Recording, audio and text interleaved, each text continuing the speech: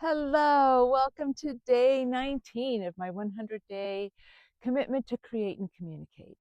Today I'm sitting up on top of Sand Creek Beacon, and it's a very gray and kind of day. And as you can tell, it's quite cool. I've got my jacket on, and right behind me there is Maya. She is my canine friend who I am dog sitting for the next couple of days. And also behind me is the beacon, where they light fires on the solstices and equinoxes up here. And it's a beacon, and I'll share some photos of it down below. And it's just a very special place. Today it's kind of a quiet, heavyish day, and it's just beautiful up here. As I look over to the east, you can see St. Michael's Mount in Mounts Bay, and the just green rolling hills. Right down there is Lamorna Cove, where the land dips down, so the sea is right there. The steeple in St. Buryan, and here we are. So I am so happy to be back here. The last time I was here was the solstice, and I am going to post some pictures below, but it was just such an amazing event of coming up here with people, and you could buy Cornish pasties. So people were up here celebrating the solstice, eating Cornish pasties, drinking Cornish beer, gathering in families, young and old, dogs. And it was just a beautiful evening. And I realized just a beautiful way to celebrate the solstice. Yes, we can have our spiritual celebrations where it's more like a very serious and spiritual ceremony. And we can gather and have fun and just be in joy of being together. And that's what the solstice was this year.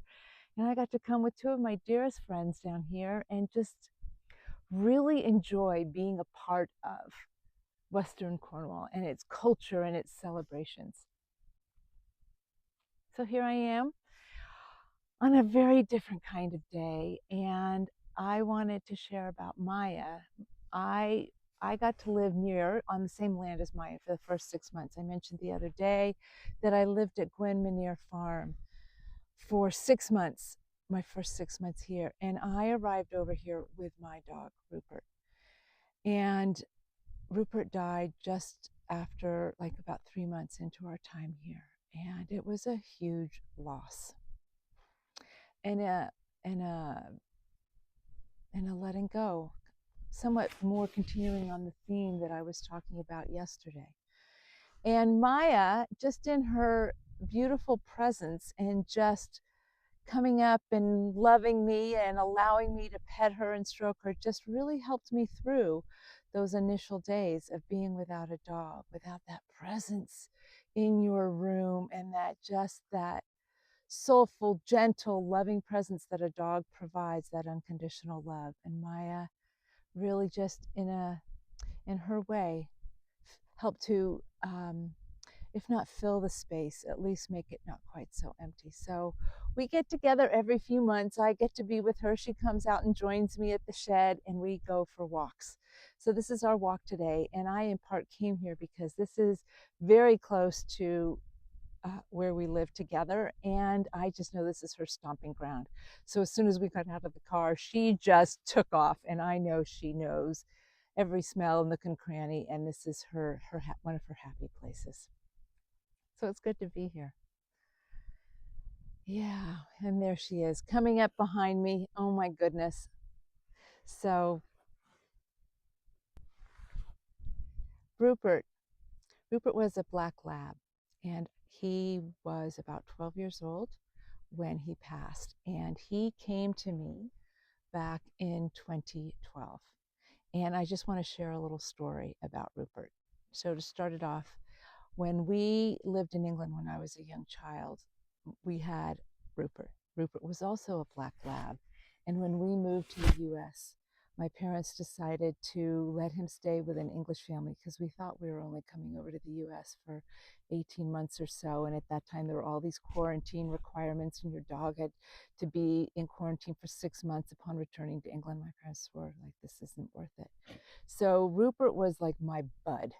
We shared bone marrow together, and he was so much a part of my daily life as a very young girl. And when we moved to America, he didn't move with us.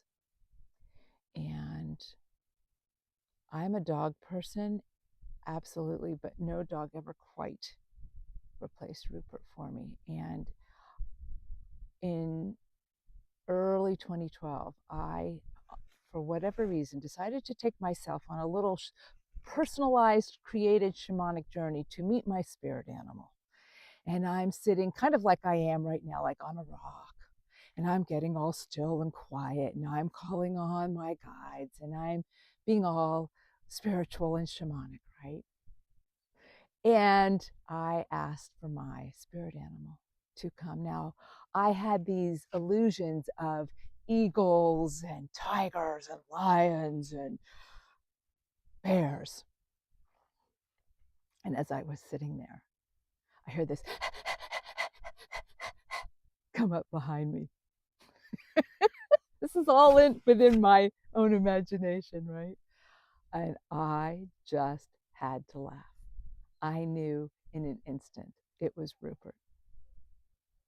Sure enough. And within a matter of weeks, the perfect opportunity and situation revealed itself, and Rupert, a sweet little black lab, came into our lives. And when I got to look back on pictures from my childhood of pictures of Rupert and me, Rupert 1 and Rupert 2 looked identical. So this video is dedicated to Rupert and to our canine friends and their embodiment of unconditional love. Rupert fulfilled his mission and brought me home to England, brought me home to my motherland. And when he knew I was here and established enough at Gwen Monier, and he knew that Maya was by my side, he knew that he could go. I miss him every day, but I am so grateful that by my side, Rupert was with me through the transitions, through all the life changes, and was part of my arriving here, being here, and coming home to England. Until tomorrow.